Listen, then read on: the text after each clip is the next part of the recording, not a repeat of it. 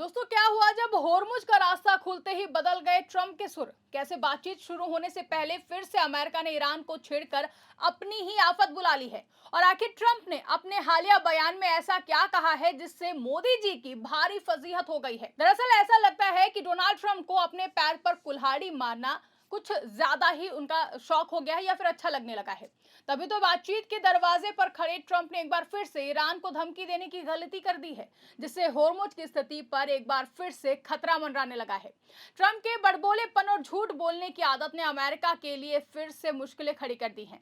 इसके साथ ही उन्होंने पाकिस्तान को लेकर जो बयान दिया है, उसने ट्रंप और मोदी जी की दोस्ती पर एक बार फिर से प्रश्न चिन्ह लगा दिया है।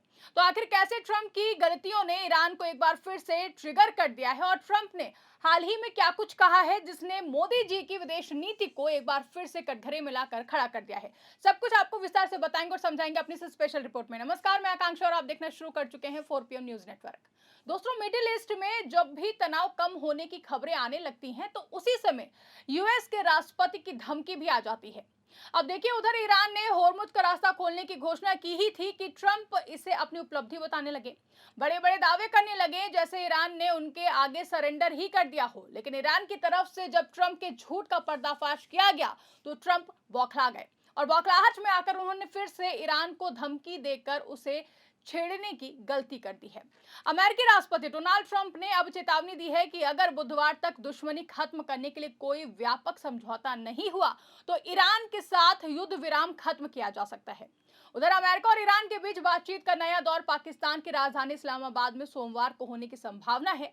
ईरानी अधिकारियों ने सीएनएन को बताया है कि दोनों देशों के प्रतिनिधिमंडल रविवार को इस्लामाबाद पहुंच सकते हैं। लेकिन ट्रंप की नई धमकी ईरानी स्पीकर गालिबफ के उस बयान के बाद आई है जिसमें उन्होंने ट्रंप के तमाम दावों को झूठा बताया है, जिसमें ईरान का परमाणु कार्यक्रम रोकने की बात भी शामिल है। वॉशिंगटन लौटते समय एयरफोर्स वन में पत्रकारों से बात करते हुए ट्रंप ने युद्ध विराम बढ़ाने को लेकर अनिश्चितता जताई। उन्होंने कहा कि हो सकता है मैं इसे ना बढ़ाऊं, लेकिन नाकाबंदी जारी रहेगी। इसलिए नाकाबंदी है और दुर्भाग्य से हमें फिर से बमबारी शुरू करनी पड़ेगी। If you don't have a deal by Wednesday when the ceasefire ends, will you extend the ceasefire or will you start attacks again? Maybe I won't extend it. Okay. But the blockade is going to remain. But maybe I won't extend it. So you have a blockade, and unfortunately we'll have to start dropping bombs again. अब वो कहावत तो आपने सुनी ही होगी, रस्सी जल गई लेकिन बल नहीं गया। ये कहावत प्रेसिडेंट डोनाल्ड ट्रंप पर बिल्कुल फिट बैठती है। जंग के मैदान में ईरान के हाथों बुरी तरीके से मुंह की खाने के बाद भी ट्रंप लगातार ईरान पर दबाव बनाने की कोशिश कर रहे थे कि वो डील कर ले। बड़ी मुश्किलों के बाद, जब बड़ी शर्तों के साथ ही अब जब ईरान दोबारा से बातचीत करने के लिए तैयार हो रहा है, तो ट्रंप अब फिर से ईरान को धमकी भरे लहजे में चेतावनी दे रहे हैं। एक तरफ ट्रंप के अधिकारी अमेरिका और ईरान के बीच ठप पड़े राजनयिक प्रयासों को जिंदा करने में लगे हुए हैं, तो वहीं ट्रंप का बड़बोलापन कम होने का नाम नहीं ले रहा है।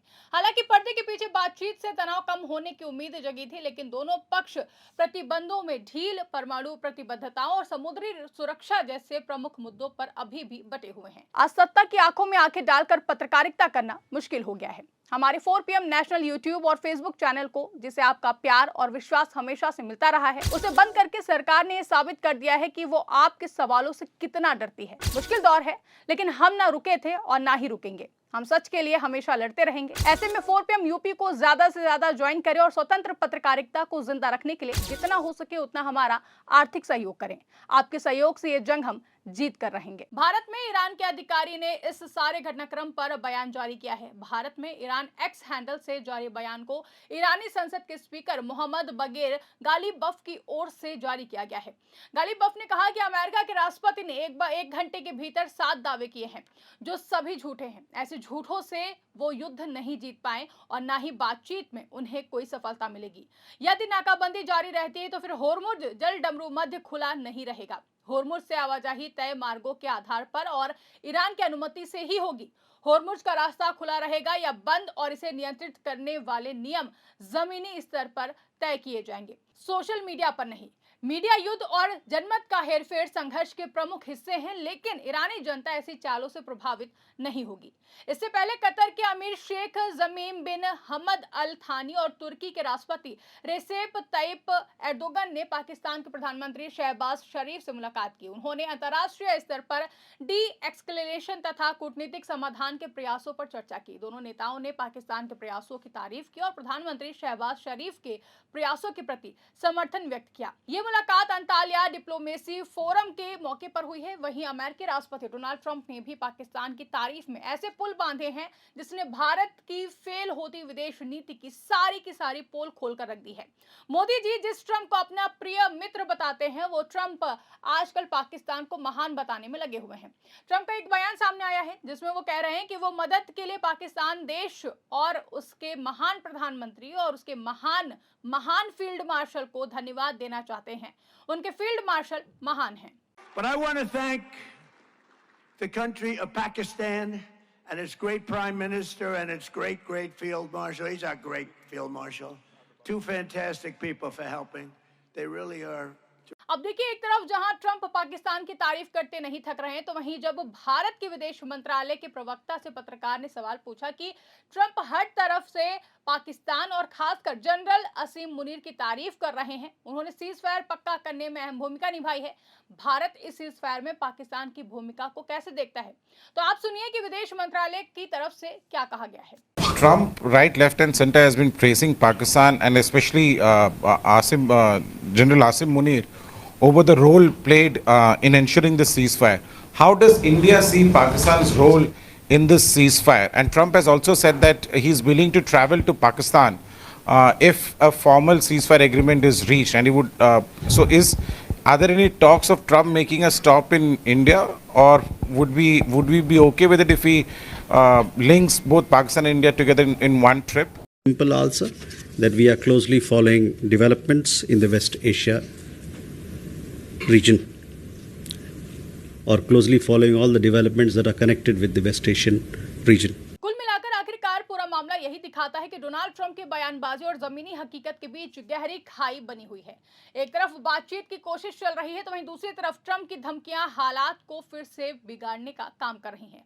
होर्मुज जैसे संवेदनशील क्षेत्र में जरा सी चूक पूरी दुनिया की अर्थव्यवस्था को हिला सकती है, लेकिन इसके बावजूद ट्रंप का आक्रामक रवैया ये संकेत देता है कि अमेरिका की रणनीति अभी भी स्पष्ट नहीं है। ईरान ने साफ कर दिया है कि दबाव या धमकी के दम पर कोई समझौता नहीं होगा और अगर उकसाया गया तो वो जवाब देने से पीछे नहीं हटेगा। वहीं दूसरी ओर ट्रंप का पाकिस्तान को लेकर बदला हुआ रुख भारत के लिए कूटनीतिक तौर पर असहज स्थिति पैदा कर रहा है।